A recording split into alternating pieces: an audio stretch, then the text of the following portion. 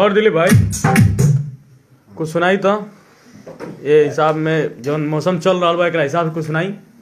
का सुनाई हम आजकल देखते बानी लोग रील लड़की सब ज्यादा बनावता सब लड़का सब कम बनावता सब फिर भी लड़की हिट बाड़ी से हमरा के जमाना में। अच्छा तो कहे के बा हाँ ली तनी ट्रैक पे दी तो हाँ